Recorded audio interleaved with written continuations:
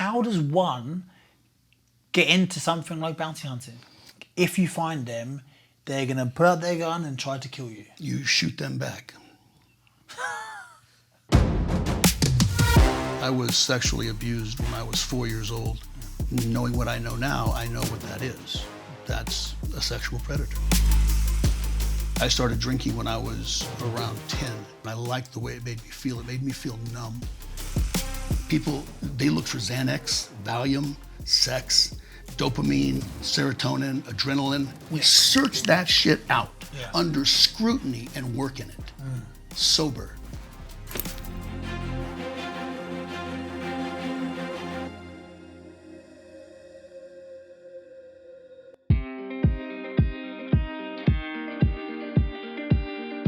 Hey guys, welcome back to another episode of Getting Back Up with me, Anthony Ogogo.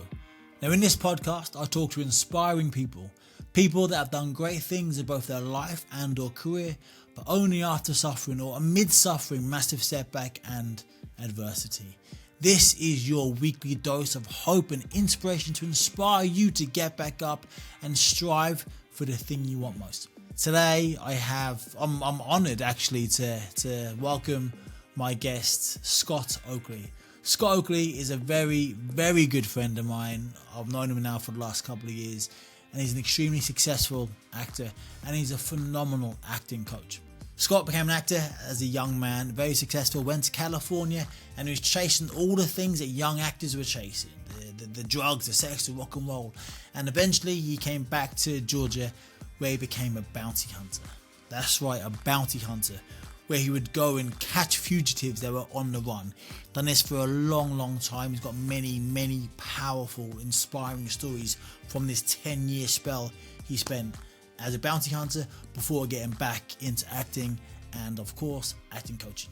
And that's how I met Scott Oakley. I walked into the Nick Conti Professional Actors Studio here in Atlanta, Georgia, a couple of years ago, and Scott was taking a class, and I walked in as my first introduction to acting, and there's this guy sat there in his chair, all the students looking at him, and he was laughing, he was crying, he was telling stories. He's just wow. I mean, when you, like anything, when you go to the new camp and watch Lionel Messi play football, when you go to Vegas and watch Mayweather box, when you see experts do what they do, it's incredibly inspiring. And being just meters away from Scott, like doing his thing and teaching and inspiring us, it was just amazing. And I've been to see Scott pretty much every week now for the last couple of years. He's a tremendous acting coach. I've actually started a movie with Scott as well. My debut movie was released earlier this year. That was amazing, to be on set with a guy I really, really look up to.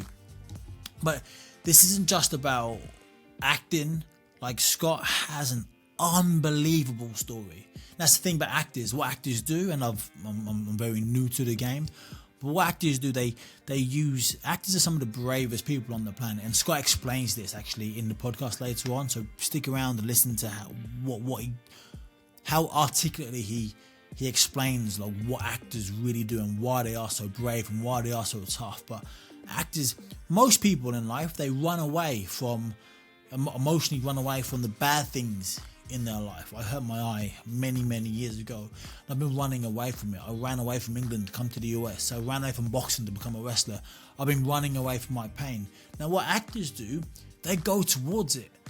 They dive into the pain and they use the pain and they bring that pain to whatever scene they're doing. And I think that's, honestly, and Scott does this, and Scott, talking about the pain, I want to give you guys a heads up. Some of the things we talk about in the next hour or so, people may find distressing, may find upsetting. Some of the things that Scott was subjected to as a kid, very hard to hear. I knew some of the stuff because Scott talks so openly and honestly for our betterment in class. So I knew some of the stuff, but Scott went there to a whole nother level in this conversation with me. And it's incredibly powerful and really inspiring. And yeah, I urge you to learn from this great man. I really do. Scott was subjected to sexual abuse as as a kid, and it affected him, and you're gonna hear how it affected him like later on in his life.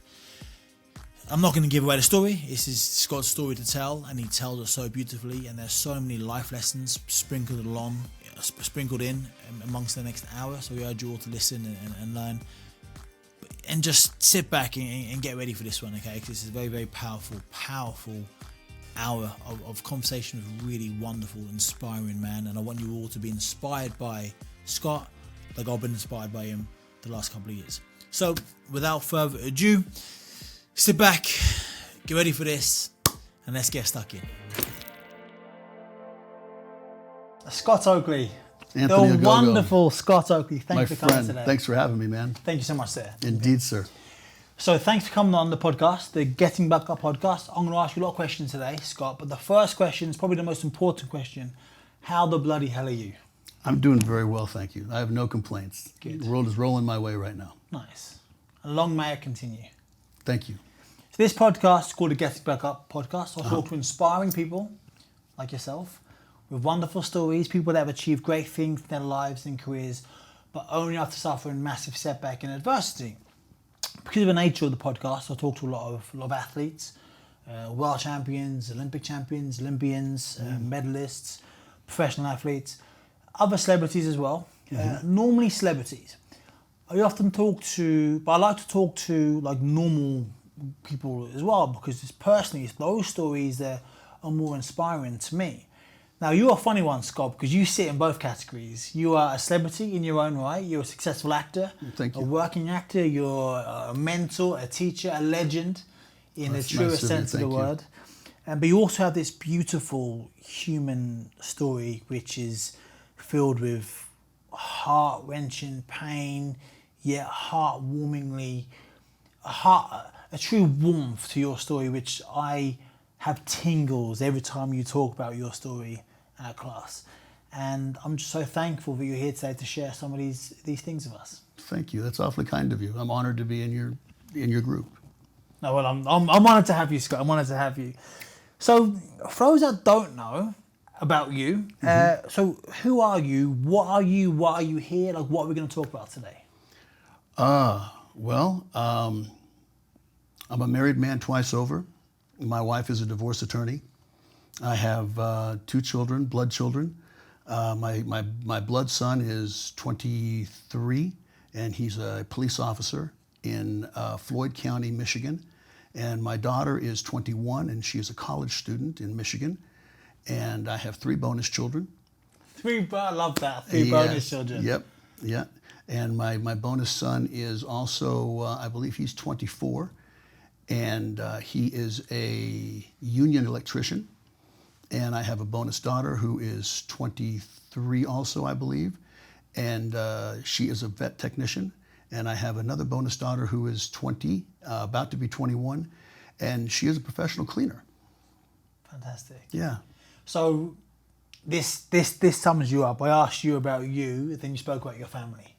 Yes, I'm a very proud family man.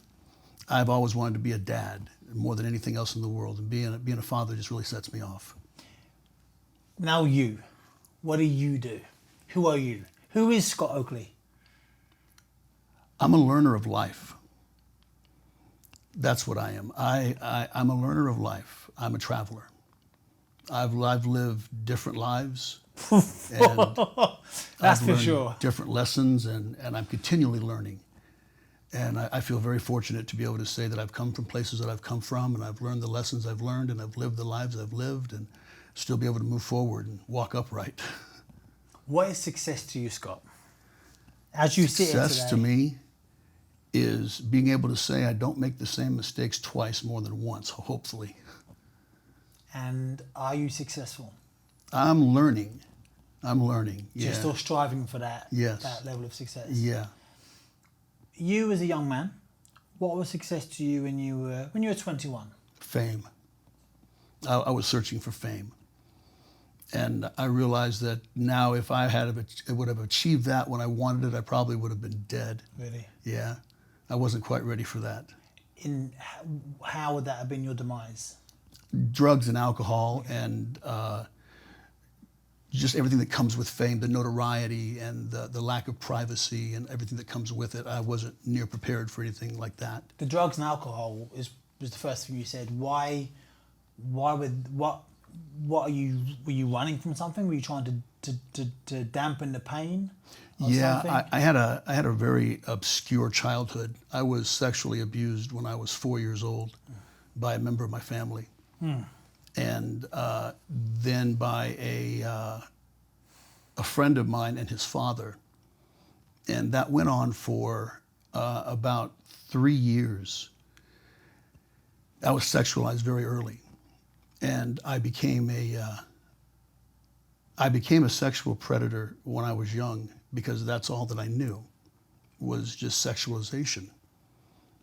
And that's how I grew up, was just sexualization. And it just became about sex.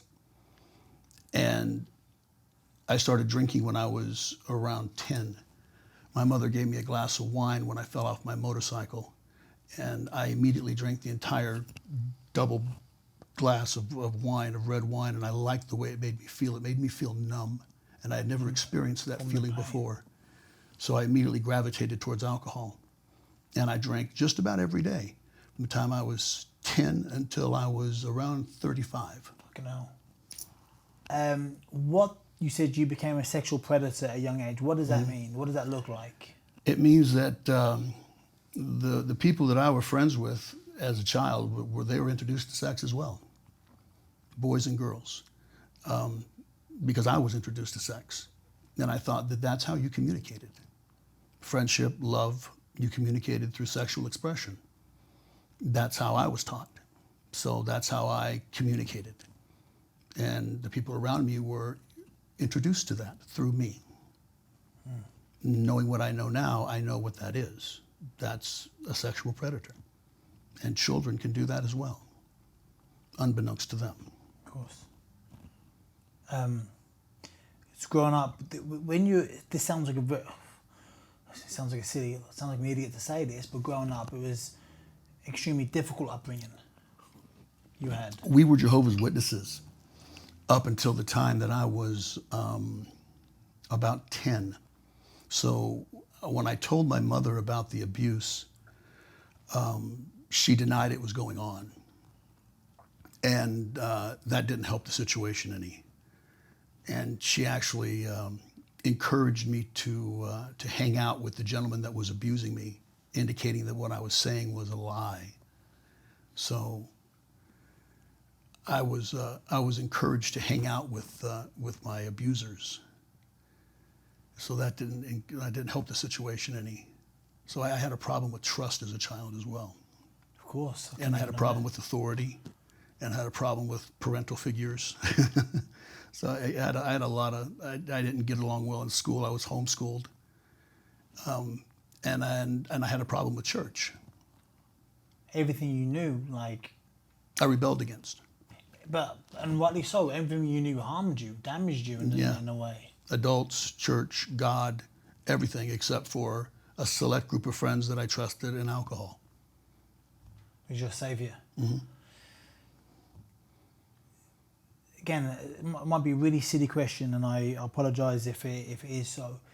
Did you know that you had a difficult childhood? Did you know? No. Because that's all you knew. Yeah. Right? No, I didn't know. And in fact, it after a little bit, it wasn't that hard, because sex was enjoyable. And after I realized that this wasn't abnormal for me, it wasn't that big of a deal for me. It just became SOP, standard operating procedure. And that became who I was. And nobody believed me when I told anybody about it, so I stopped telling people about it. Of course, yeah. And I just became. And it became a secret, because when nobody talked about it, because when I talked about it, I was told it was a lie. So I just shut up about it and just acclimated. Did you have brothers and sisters? Yes, I had a younger sister. She committed suicide. She was 3 years my junior. Did she Did she go through similar experiences growing up? I don't know. I was very protective of my sister. We had a very good relationship, a very healthy relationship, as I recall. I was very protective over my sister. I didn't let anybody mess with her, or touch her, or nothing like that. I used to get in fights because of her. So we had a really good, and my mother, I remember, and my father were always very protective over my little sister. In class, so I don't think we've said, so we know each other because I walked into the Nick Conti Professional Acting Studio. I remember the day. About 18 months ago, and I walked in and you sat there as the teacher, and one of, do you know what, it sounds a bit cheesy, but one of the most pivotal times of my life. That period, and I think I'm now coming out of this period of my life where I've gone through a lot of change. Mm-hmm. And you are one of the people that has inspired me as much as anybody over the last few years. And the great thing, the reason why I love doing this podcast and talking to people, because I get to talk to inspiring people, and a lot of the time they're celebrities. I get to talk about them about their journey and whatnot. But I also get to talk to people that have inspired me and dig deeper and learn more about those people, i.e. yourself. And for me, I want all the listeners of this podcast to be inspired by you, as I have been in the last 18 months. So again, thank you so much for coming on. I was meant to say that at the very beginning, man. But I forgot. You are such an inspiring man, Scott. You really, really are. And there's hundreds, if not thousands, of students at Nick's place that would say the same thing. You really are. Your bravery. You talk about your life in class, and you talk so openly and honestly for us, for our betterment. You dig down in hurtful places, like you've said some stuff today, which I wasn't aware of. I knew some stuff, but I didn't know to the depth of it. And you go there for us, and goodness me, what a brave, strong man you are to do that, and what a caring, giving man, because you want to help us through your own pain, and that's just it's unbelievable. It really is. There's not enough people like you on this world. There isn't. That's very kind of you. Thank you. This is one of the things that I was missing is I didn't understand that what the alternative looked like. And I want to be able to say that the acronyms that I have, the medical acronyms I have behind my name, that and there's a couple of them, that if anybody else has those medical acronyms behind their name, I want them to be able to have someone to look at and say, this is what it looks like. It's not little, it's not weak, it's not squeamish, it looks like this. And if you think it's weak, you're incorrect. It's strong, and it's sturdy, and it's resilient, and it fights back. And it's not what you see on television. It's functional, and it's okay. It's not a death sentence, and it's not dirty. You're okay. It just means that you've got some scars and you've got some woundings, and that just means you don't give up. And you said it. You said it already. I was going to say you've got a wonderful phrase about scars and what they mean. Can you say it again, please? It just means you don't give up. You continue to fight. I've written that down. You've said that maybe 5 times in the last year and a half acting class, and I've written it down every single time. Every single time. Scars mean you don't give up. Scars mean you're still in the fight. Scars mean you're still going. Yeah. So we know each other through acting. Yes. You're my acting coach. I'm very, very, very, very, very lucky. I've had 2 acting coaches in my life thus far. Yourself and my friend Richard from London. Wonderful. Both 2 wonderful, wonderful people. I'll get Richard on here again. I'll get Richard on here one day as well. Cool. I feel very, very, very lucky to be taught by yourself and Richard. So acting. When did acting become the thing that you wanted to do? When I was 7 and I saw Star Wars in the theater. And we got done with Star Wars and I cried when it was over. And I remember telling my dad, I want to do this for a living. I want to do what these people are doing on the theater, on the screen. I want to do that for a living. I want to play and have all these people support me and give me everything I can do to play like this fantasy. That just enticed me to no end. And I immediately went home and became Darth Vader for the remaining of the night. And Why the bad guy? Something about Darth Vader just blew my mind, man. So I went home and played Darth Vader in the street with all my friends, and they were all stormtroopers, and I was Darth Vader, and I guess I was a good Darth Vader because they all wanted me to be Darth Vader again the next day. And I was walking around going, bossing around the stormtroopers and shit and just having a blast with it. And I was like, that's what I want to do forever. I just fucking want to do that shit, man. Did you believe you could? Yes, without a doubt. Why? Because I didn't know any better. Nobody told me I couldn't. My parents were very supportive of dreams. And at that point, I had started playing guitar when I was 6. So they were very supportive of musical abilities. So I was playing the guitar and they said, you want to be an actor? Be an actor. You can do whatever you want to do. Be an actor, sure, whatever, yeah, be an actor. So I was like, cool. Who inspired you growing up? Because oftentimes we look for inspiration from our parents. And you've said in class and today you had a difficult relationship with your mother because of the things that were going on as a youngster. Yes. Who inspired you? What were your inspirations? Like, who made you believe you could?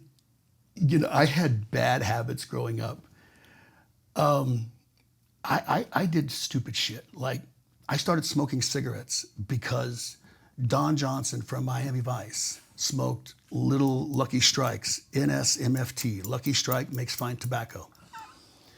And I started smoking those little motherfuckers because he smoked those little motherfuckers. So, but he was so cool doing it. I'm like, I want that persona. So I adopted that. And then Magnum PI, Tom Selleck, started wearing Hawaiian shirts. And I was like, oh, he drove a Ferrari. So I'm like, I'm wearing Hawaiian shirts. So I started wearing Hawaiian shirts. And I slowly built this unique character of myself around television people. It just little bits and pieces of things that I liked. Harrison Ford was an influence of mine. Indiana Jones. I wanted to work a bullwhip, so I learned how to work a bullwhip. And now I can work a bullwhip. And I do. But just little things like that. And I built a persona of what I wanted to like out of TV characters growing up. And that became me growing up. Different things about characters in TV shows that I liked. That's how I became comfortable with myself, was through television and movies. Do you think you were drawn to being somebody else or playing another character because your home life was so painful? Oh, yeah, absolutely. I didn't know who I was. I didn't know where I was at. I didn't know where I was going. I didn't know. I was just like a flopping fish, man. So I gravitated identity. towards, yes, I had no Something you identity. struggled with. So I was trying to find identities through different things that I thought were cool Yeah. as a child. When did you find an identity? You know, I didn't find my identity, honestly, until I started to bounty hunt. So this is something that I was going to come on to. So I shouldn't smile. I smile because it's so absurd to me. So I remember you in class once, you told this beautiful story about this and that, and everyone's there, we've got tears in their eyes, we've got tingles, goosebumps, about a bounty hunting story. And I thought, has he just come off the back of a movie, or has he done something? At the end of this, and I'm thinking, this is a long joke to tell. Like, bounty hunting, this is really strange. And then you finished, everyone was like crying, and I was like really emotional by thinking, I don't get it. And he said, is there any questions? Like, are you really a bounty hunter? We were really a bounty, because like, that's not a thing in the UK. Yeah. It's not a thing. And that's so strange to me. Because obviously I've seen Quentin Tarantino movies where there were bounty hunters back in the 1800s, but it's still a thing in this day and age. Yeah, they're called fugitive recovery agents or bail enforcement agents. Bail enforcement agents is what they call them in Georgia. That's so crazy. Yeah. Such a crazy profession. Yeah. Going to the bank and like asking for a mortgage. What do you do? I'm a bounty hunter. It's just so weird to me. Yeah. I found an identity in acting when I first started, but I was so young when I started it that I got a good grounding in what I was doing, and I was real good at it. But I got good at it, and then I just kind of blew up at it because I was too wanting for it, and I've kind of fizzled out as a child. That's really interesting. You wanted it too much. Yes. Too desperate for it. Yep. And I got a little sidetracked. It's like the guy from Mice and Men when he crushed the. Yes, that's exactly. I loved Lenny, it to death. Yeah. This is my pet, and I'm gonna love it and squeeze it, and I'll name him Charlie. And that's my little pet. Yeah, and I crushed it. So I want to come on to bounty hunting, but difficult upbringing. you got through school, struggled, and you said we spoke earlier, we both got ADHD. Yes, I have ADHD. Yep, I got that. Struggle with things. I presume it was hard to concentrate at school. Yeah, I'm also, and this is, nobody knows this, I have what's called dissociation identity disorder. And I came by that because of the trauma that I went through as a child. And this is the first time that I'm saying this. Dissociation is also called multiple personality disorder. And if you ever saw the movie Shattered, that's Hollywood's take on it. And I was diagnosed with that when I was 36, the year after I became sober. And I worked through that with counseling and got that under control. But I went through my entire young adult life being disassociated, which means that you lose time. It's a struggle where if something catastrophic happens to you, a piece of you comes away and another part of your personality comes first and foremost and handles the trauma. And then when it's done, that person or that piece of you steps away and you come back. And you could have multiple different personalities for different situations. And you, Anthony, may not always remember what other Anthony may or may not have done. There could be a very violent part of you. There could be a very passive part of you. There could be a very feminine side of you. There could be a very childlike side of you. There could be a very aggressive side of you. There could be a very, just a whole kit and caboodle side of you, depending on the trauma that you had, whatever it was. And I was diagnosed with that at 36, I believe 37. And that was just recently taken under control with counseling and everything just a couple of years ago. Wow. And that's one of the things that I enjoy telling small groups of people about, because that's something that the people that are challenged with that, they have no one to talk with about that, because that's such an awkward type of challenge for people to talk about, disassociation. How did you come to find out you had that? Was there an incident? My beautiful wife, my patient, beautiful, loving wife, she assisted. And I get all choked up when I talk about it. She sounds wonderful. She is. She's my bedrock. There's a section I want to talk about her later, if that's okay. Sure, yeah, please. Firstly, thank you so much for sharing that. There'll be somebody listening to this podcast, maybe in 5 or 10 years' time, that goes, thank you, Scott. Thank you. I'm not alone. I hope there is. I hope that somebody gets a hold of that and says, you know, man, if you can do it, I can do it too. Bravery. Unbelievable bravery. I'll shake your hand again. Thank you so much. Thanks, brother. Acting. What was your route? What was your route in? How did you get into acting? I know you saw Star Wars, you fell in love with Darth Vader, the character, you like to kind of like taking or getting away from Scott Oakley and becoming different characters. But what was your way in? Where did you study? I went to Mount Perrin Christian High School, and I graduated with a very small group of 11 people in high school, but there was a theater department there. And I went there, and then I was accepted to Kennesaw State University, and I did 2 years at Kennesaw State, and then I was accepted to the American Academy of Dramatic Arts, and I went through their program in Pasadena, California. And then from there, I kind of went in Hollywood, and I erupted, and kind of lost my head for a second. What does erupted mean in the world of Scott Oakley as a young man? It means I went down there and I found everything that I thought I wanted.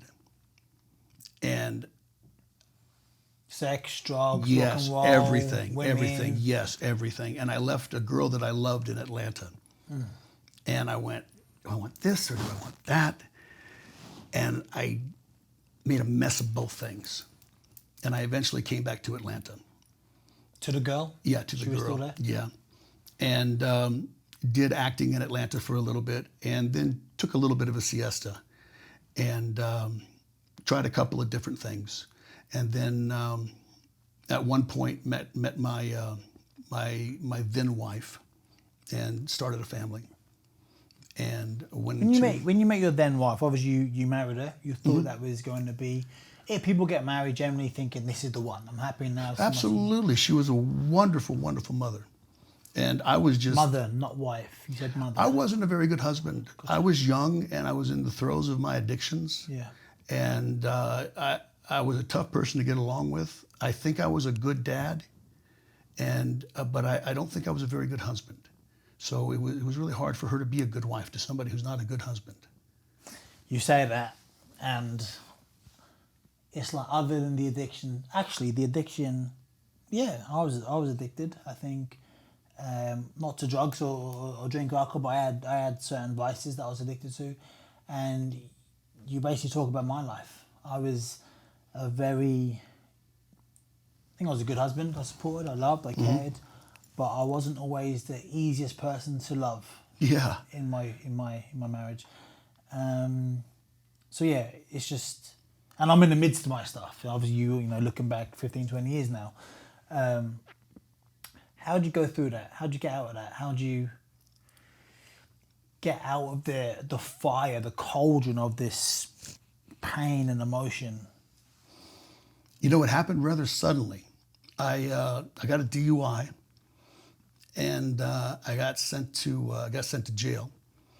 And in jail, a guy tried to rape me, and it was in the showers.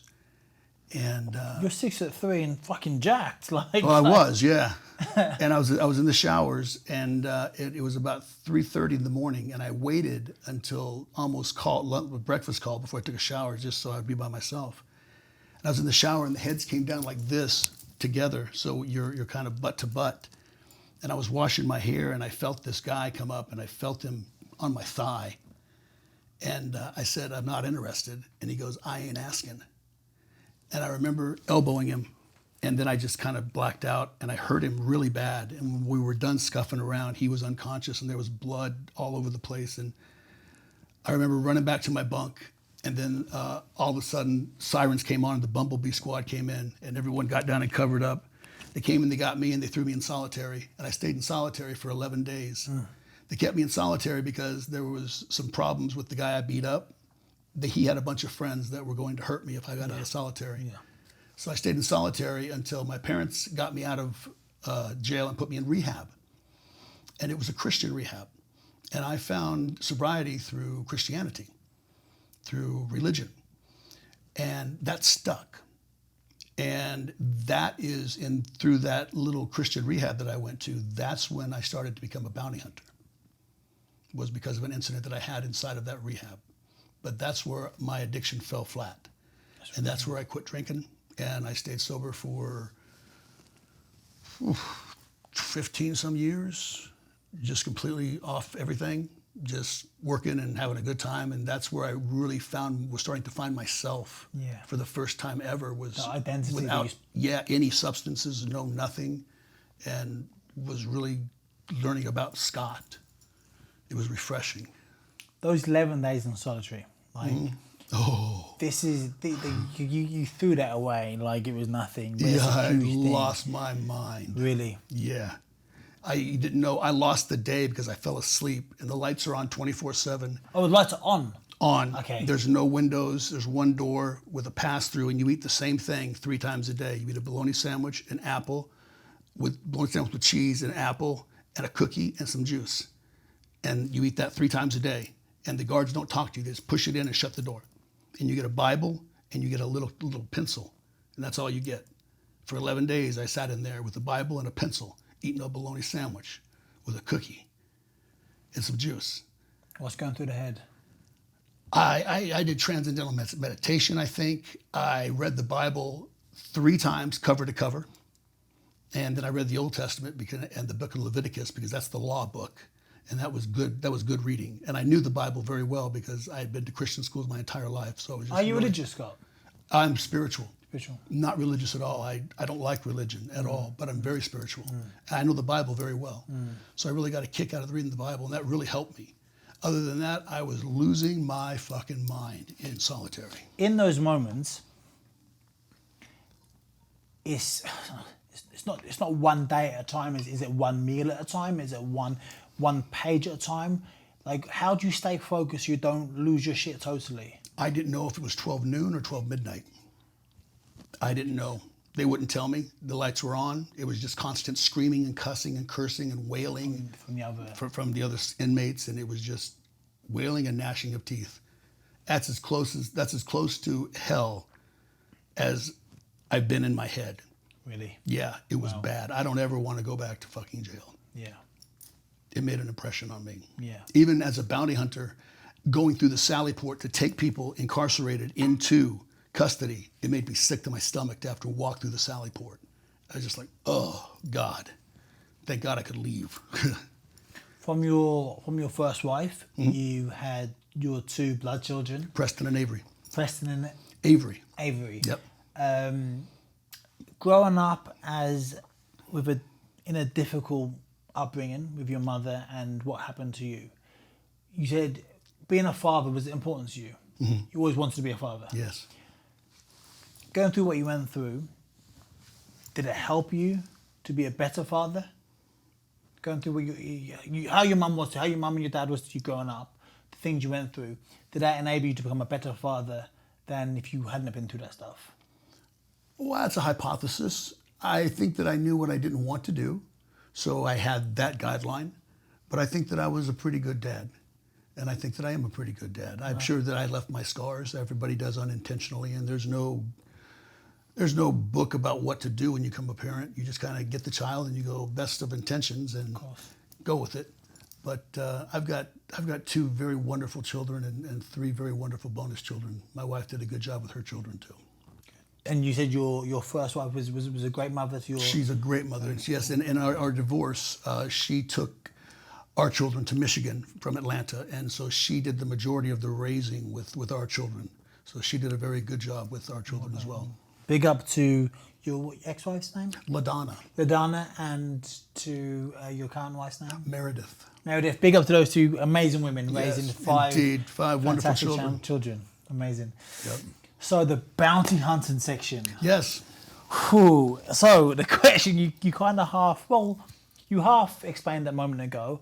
How does one get into something like bounty hunting? It's state by state. In Georgia, it's fairly easy. You take a 40-hour course.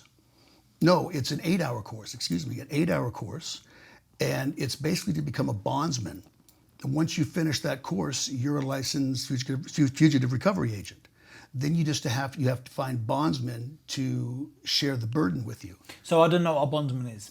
A bondsman, when you are arrested and you bond out of jail, you get the opportunity to get out of jail with the promise that you'll come back to answer for the crimes that you've been accused of. Gotcha.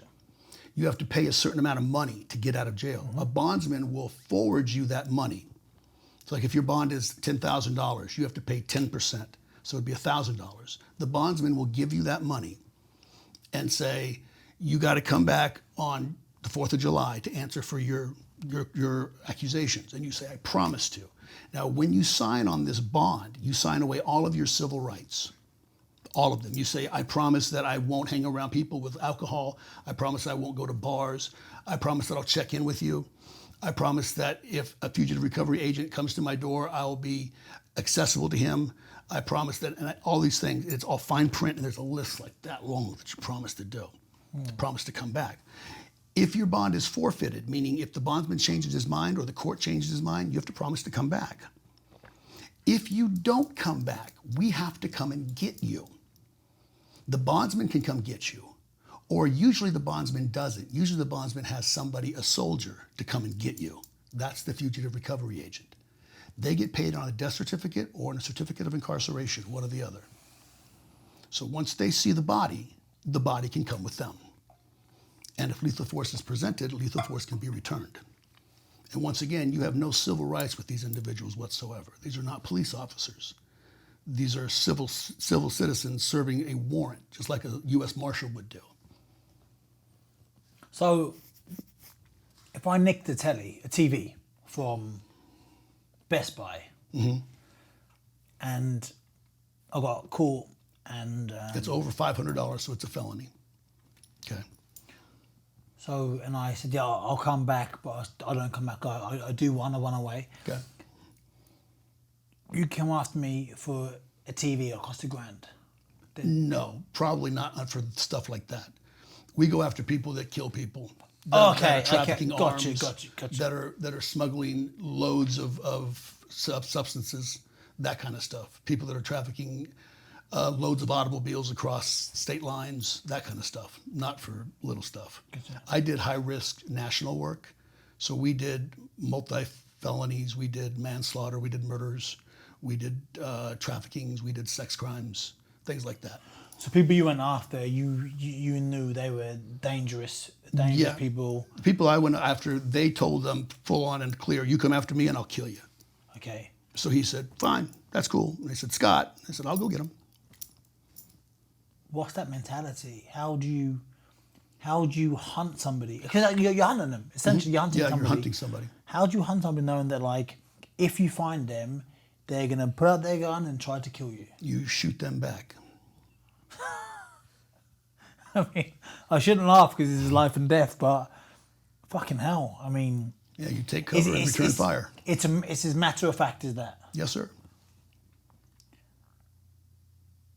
Oof. You spoke candidly. But if you do it right, the element of surprise can be on your side, and you can do it so hopefully nobody gets hurt. Or we lie to them all the time, and they get upset with us because you lied to me. You fucking lied to me. You can't do that. I know I did. Yes, you're a fugitive. You have no rights. Yes, I lied to you. Now let me see your hands. Get your hands up. Turn around. What do you mean lie? How would you lie to them? We would tell them that we're just working on a case, and your paperwork got screwed up, and we just need you to sign some documents so we can update your case file. And we just need you to show up at a McDonald's, and my partner and I just need you to sign some paperwork, and that's all we're going to do. And they said, that's it. That's it. Otherwise, we got to take you in. But if you just sign this paperwork, you're good to go. They said, you sure? Absolutely fucking positive, man. I'm not even going to pull my gun. I don't even have a gun on me. We're just going to sign the paperwork. I'll be all by myself. And they're like, okay, great. So my partner out there with a red dot, standing somewhere in a vehicle, and then he'll come in and we're talking. A red dot, so what do you mean? A laser scope. Oh, on the fugitive? Yes. So when they're sitting at the McDonald's, I'll have my partner activate the scope and put a little dot on his chest. And I'll say, do you see that dot on your chest? That's a laser. If you move, I'm going to have him pull the trigger. Oh, and actual pull the trigger. Yeah, so just sit still and listen to me. You're under arrest for failure to appear. Put your hands on the table and I'm going to cuff you forward. And then I'm going to walk you out. If you try to run, I'm going to shoot you. They're like, oh, you can't do this to me, dude. You lied to me. I'm like, I know I lied to you. I have to lie to you. Otherwise you wouldn't have came here. Then we would have had to firefight. So you didn't want to do that. So they're like, usually they're really, really relieved that they've been caught because they're running and they don't want to run. And gets tired. It's the ones that turn around and they just look at you and they pull the gun. That's the ones that they're looking to throw down. That you're wary of. In that situation, you're sitting there. You got the laser on the fugitive. Mm-hmm. Percentage-wise, what happens in that moment? They bow. They just go, okay. 100%, 90%. 90%. Sometimes they fluster and I'll tase them.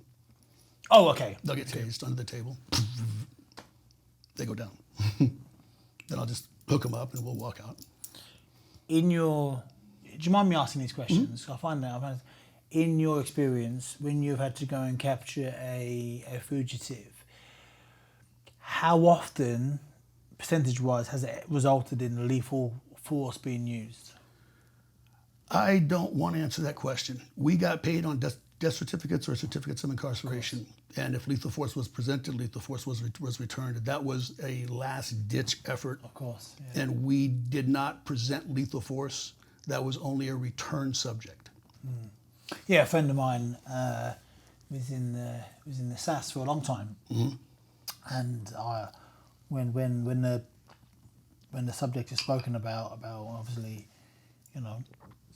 eliminating threats, he always says, like, it's you or them. Mm-hmm. When it's you or them, the situation changes very, very differently. And when it's you or them, you go to bed at night, put your head in the pillow, and you sleep very soundly because it's you or them. And it's and they have no business being out there. They lied. They're not supposed to be where they're at. So that's exactly right. If it's you or them, you go to bed. 10 years you did this for, yes. Correct? 10 years. Mm-hmm. So you mentioned about your identity. as a bounty hunter. What was it that made you feel like this was your home? Let me ask, like, I struggled with identity growing up. I was raised in a house full of women, mum, 4 sisters, no dad around. Wow. I was an angry kid. I had a lot to be angry about, and I eventually started boxing at 12 years old. And I found a sport where I could inflict pain on people, and get all my anger out on people that I was sparring against or fighting against. And rather than getting in trouble for hitting somebody, I got praised. I got commended. I got given trophies. I got told well done. My name was in the newspaper. I became a little local celebrity, and then many years later, a national celebrity, by hurting people. And in my head, it was like, how is this legal? Like, How does this work? How does this work? I'm blessed. Yeah, exactly. And I found my identity at 12 years old. I was now Anthony Gogo, the boxer. I was the boxer. And then, which is amazing. But at 30 years old, I was forced to retire from boxing from a bad eye injury. And at the height of the peak of my powers, when I was at my absolute best, I was on the cusp of achieving all my dreams and getting the fame that you spoke about when you were a young man that you wanted to get. I was almost going to get all this fame and attention, which I was addicted to, the money and everything that goes along with it, all the celebrity aspect of it. My career got ripped away from me and I had to retire. And I lost my identity. And after 18 years of being Anthony Gogo, the boxer, I wasn't him anymore, and I really, really, really struggled. If you found your identity within bounty hunting, one, how did you find it? Like, what was it that gave you that identity? And two, when you lost it, how did you lose it? Was it a choice, or was it kind of taken from you? Well, I wasn't just doing bounty hunting. I was also doing, I was child support enforcement for Cobb County, which is one of the biggest counties here in Georgia, in the Atlanta area, excuse me. And I was a process server, and I did vehicle repos, and I did personal security. So it was in that general area of touchy-feely, hands-on type of an environment. And I really liked hands-on stuff. I liked getting in scraps, just kind of like you did. I enjoy physicalities. I wasn't afraid of physicality, and I enjoyed it, and I kind of gravitated towards it. Anything that had physicality involved, I liked doing it because I was a bigger guy, and I was intimidating, and I liked that. And I found an identity in that. And it wasn't really until my wife sort of said, you know, you've been doing this for a long time, and you've come away pretty much unscathed, and you've been rather lucky, and you're still going to work with a bulletproof vest, carrying a shotgun and a 45. Is that a gun? A 45? Yeah, 45 caliber, yeah. Why don't you think about going back into acting? And it never really dawned on me. I hadn't really thought about it. I was just kind of caught up in it. But my wife pointed this out to me. I wasn't a very nice person anymore. I didn't talk to you. I talked at you. I didn't say, would you mind bringing me a cup of water? I said, bring me the water. And I wasn't cohabitating very well with my wife. And it was affecting the family. And eventually it affected our marriage. And so through a lot of talking and a lot of going around about it, she convinced me that selling the business was the right thing to do. And that's how I got reintroduced back and acclimated back into acting. So no, it wasn't taken from me. I gave it up. And I'm glad that I did it. It was the right time. You when you saw I Hear Myself, you became your bounty hunting work. You were seeping into everyday Scott. Yes. And it was changing you as a person. Anybody that's listening that's in law enforcement, if there's any police officers listening or firefighters listening or EMTs listening or any first responders listening, I'm sure they can relate, or any fighters listening. Yeah. Anybody that's hands-on with any kind of physicality listening, I'm sure they can relate. It bleeds into your life. You start, when you go like that and people flinch, that shit's contagious. And it's just a matter of time for me before it was my wife. You know, I didn't like some shit. Fuck. And she went like that, and I thought, that's funny shit. And that wasn't funny anymore. That was a dick move. That was my wife. That wasn't a defendant. That was my wife I was doing that shit to. Yeah. That had to stop. And I didn't recognize it. I was just bowed up and full of adrenaline and testosterone and just piss and vinegar, and I was mean. but I found an identity in that. Yeah. But it was time to pull the plug on it, because it had filled up the hole that needed to be filled up, and now that was done, and there was time to exercise a new avenue. Yeah. I had protected the child enough. There was a child in there that needed to be protected, and it needed to be protected by somebody that was a big bear, and I had done that, and that was finished. So it was time to move on. And I didn't see that at the time, but I see that now. And I had done it, not to pat myself on the back, but I had done it quite brilliantly. And I can see that now. But it was time to move on to another part of my life. And that's where I rediscovered acting and teaching. I'm smiling, Scott, because I feel emotional. I do too. You're killing me. Tough out. I feel emotional because everything you're saying is a way more articulately put way of me saying it. You're literally speaking my emotions, you're speaking my feelings, and I'm so glad you got out, and I'm so glad you became this version of Scott that I know and I love, and I'm so glad your wife is getting this now. Thank you. Rather than a person, you know. I'm going through some shit, as you know, in my life. Yes, sir. And I wish that this person I'm now becoming, I wish my wife, we were together for 20 years. We got together 14 years old, as kids at school. And the person I am now is the person she was waiting for me to become. And I'm him now. A couple of years too late. No, it's not too late. That wasn't part of the journey, man. That wasn't part of the journey for that particular time. Yeah. That's not what you needed, not what she needed. You fed what you needed at the time. Yeah. You can't go back and second guess your choices, because you did what you needed to do, and you were authentic in the moment. Yeah. You know? I think that's who you can be, isn't it? There'll be people listening to this, and I hope they're learning from your lessons. And yeah, you're just. I knew you'd be a great guest, Scott. You're so authentic, and you're so real, and you're so true, and everything you say, it just well, for me, it hits. Like it just everything you say just sticks with me, and this is really powerful stuff. Thank you so much. Thank you, man. So acting. Yeah. So your wife reignited your love for acting, your passion. You realised that you had to kind of, like you said, I'm not going to repeat what you said. One, because I can't do it in the same way you did it. You had to put it down, literally put the guns down, and go into a new chapter of your life. Yeah. With more compassion. So talk to me. I know you're very bad at bigging yourself up. You're very bad at putting yourself over and bragging about yourself. But you are an unbelievable teacher. You're so good. That's unbelievable actor. Talk to me about acting. Let's make this the acting section where we talk about the craft that you love. Acting is such a big part of my life. It completes me to such ends. I could talk about it for hours. Acting is what you do every day. When someone asks, how are you doing? And you go, I'm great, man. How are you? That's acting. It's acting real and fictitious circumstances, because out there is not good. Out there hurts. And when you go, I'm doing great, man. Thanks. That's acting. So let me say that again. So acting is acting real in a fictitious circumstance. Yes. That is acting. It's doing something other than how you're truly feeling in the moment. It's the flip-flop. It's I'm here, but it's not me. It's somebody doing something different and doing something different than I would usually do in this situation.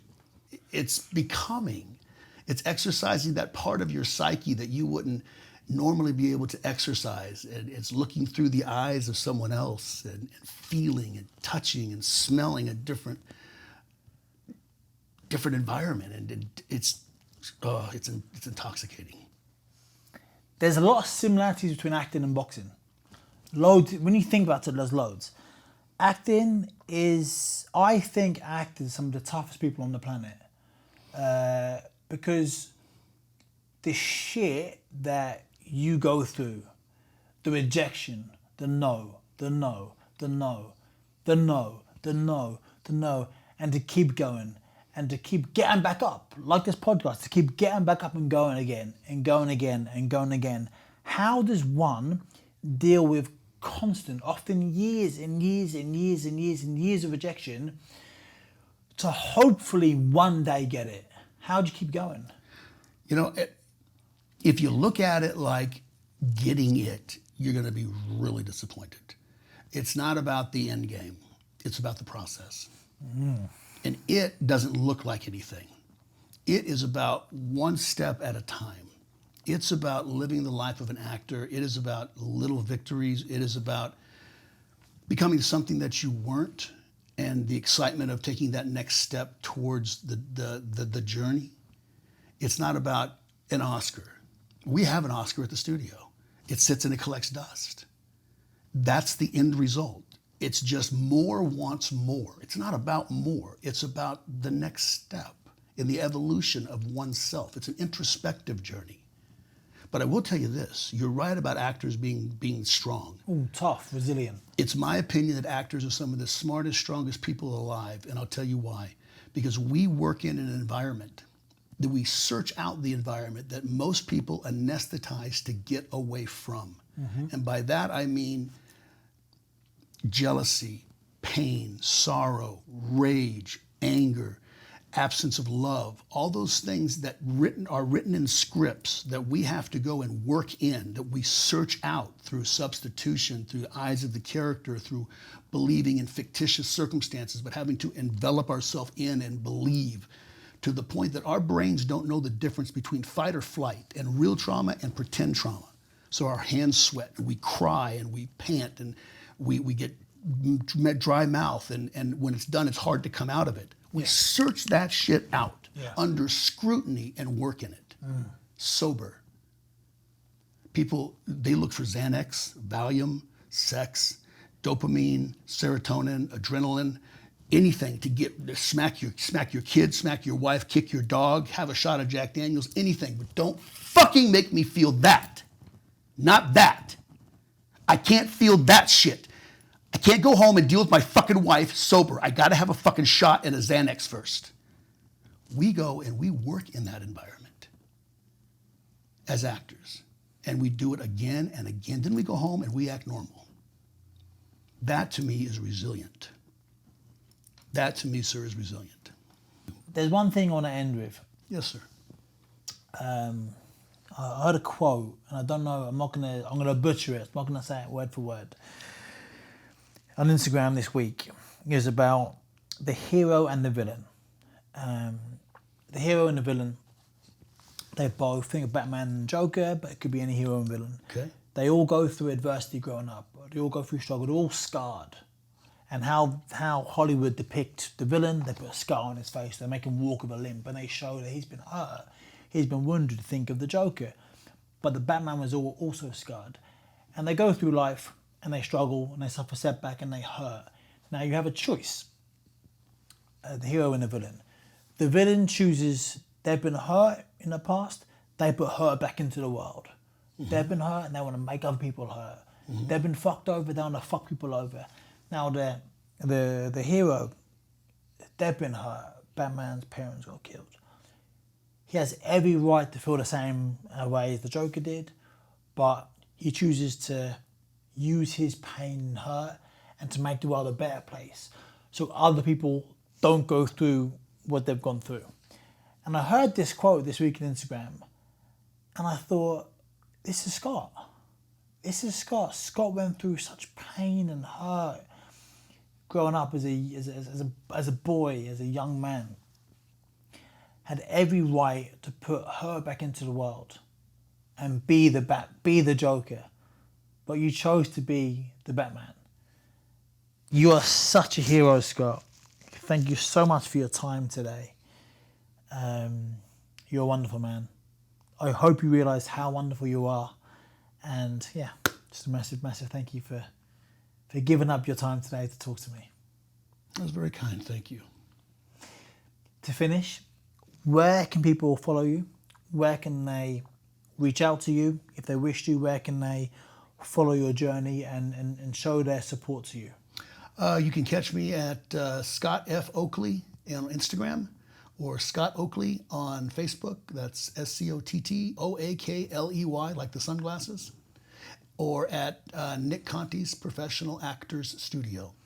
and that's proactorsstudio with 2 S's.com. Wow.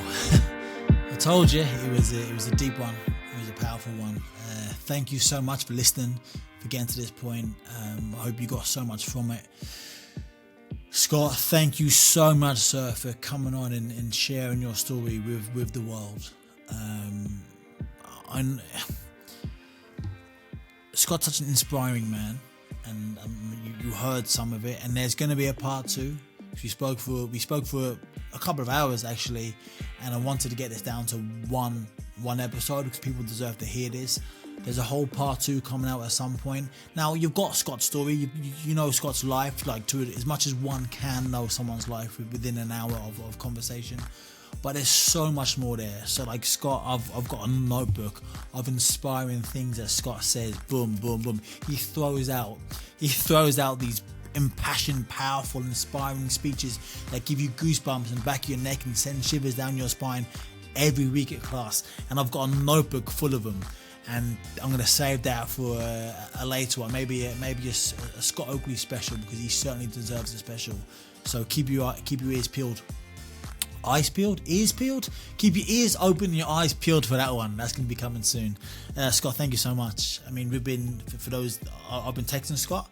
I sent this episode to Scott a couple of days ago, and like it's scary. Actually, it's scary when you're so vulnerable to the world. Like now, the thing with Scott, like as I mentioned at the beginning of this podcast, like Scott uses the emotions he's felt in his life and uses some of the things he's been through as a tool belt, and he goes and does a scene, and he'll take that bit and he'll take that emotion to the scene. But when you're saying the words in a script, you're saying the words in the script. A writer has written those words, a director has said do this. It's your emotion, but you're saying somebody else's words. But when Scott has had the bravery and the courage to be so vulnerable to come on this podcast and say his own words, I mean, he's not hiding behind words anymore. He's saying his own. He's saying exactly what has happened to him, and that takes so much courage. And again, I want to say thank you to Scott and all my guests coming on here and talking, because the nature of the podcast, we have to go to those down days. We have to go to the setbacks and the adversity, and oftentimes they're painful. And when I'm a guest on other people's podcasts, I'll talk about the Olympic Games. My mum was very unwell at the Olympic Games. That's hard to talk about. I'll talk about my eye. That's, again, really hard to talk about. And after the podcast, I feel hot. I feel angry and bitter still, somewhat, especially about the eye. And it's hard. And I'm left with those feelings for a few hours, and they're always going to crop up again the next day or two. So it's hard to do this podcast. It's hard to have guests on and poke and pry at their down days, their dark days. And again, I just want to say thank you to those guests for coming on and being so open and so honest and opening their heart up for us and for our betterment. And Scott's only sharing his life. All my guests only share their life for our betterment, how we can learn from them, how we don't go through the same thing that they go through. And yeah, it's just, it's very much the hero's journey. The hero goes out. Basically, pretty much every Hollywood movie is based around this. Hero goes out, and they encounter adversity, and they eventually overcome, and they come back and they share their tale with their town, with their village, for the betterment of them. And that's when, and Scott, you very much are a hero. And I meant what I said at the end there about the hero and the villain, how the hero, bad things happen to the hero, and he uses those bad things to do good in the world. The bad things happen to the villain, and he becomes a villain because of it. And Scott very much is the hero, and I think the world of him. Thank you so much, Scott. You really are an absolute legend, mate. And I can't wait to see you next week at class. So I'll see you soon. Rolling on to next week, we have a guy called Paul Bogey. When I do this podcast as well, I don't know, like I knew Scott beforehand, but I didn't know Martin Perry. I didn't know Paul Bogey. And I was then going to say, I was going to call him my mate. I become friends with these guys. I'm texting Martin. He had a baby recently as well, by the way. Martin Perry recently. He was a previous episode. Please go back and listen to that one and watch it if you haven't. It's a banging episode. Martin Perry striving for the Paralympics next year. Born with no hands, only 1 foot. Genuinely feels like he's the luckiest man in the world. And you would not say otherwise. He's got a beautiful wife. He's just now got a brand new baby girl. It's a Scottish name. I'm gonna say it wrong, so I'm not gonna say the name. So Martin Perry, congratulations, mate, from me and everyone at Getting Back Up. Anyway, I become friends. I become with my guests because we talk and I stay in touch. And Paul Bogey, I had a chat with Paul Bogey last week. He's coming up next week. What a guy! This guy was addicted to heroin for 7 years. I'm gonna leave it at this, right? From heroin to hero. And that is Paul Bogey. It's the name of his 2 books. That's his name on social media. So check out From Heroin to Hero and hear all about his super incredibly inspiring story. Paul Bogey, again, just like Scott, is so brave and so honest and so candid. He opens up his heart and lets me dive in and ask all these really hard to ask questions for the betterment of us. So everybody, thank you so much for joining in this week. Thank you again, Scott. Listen next week, Paul Bogey. And remember, we're all going to get knocked down in life. We are going to get knocked down. When you get knocked down, there's only one thing to do, and that's to get back up. See you next week.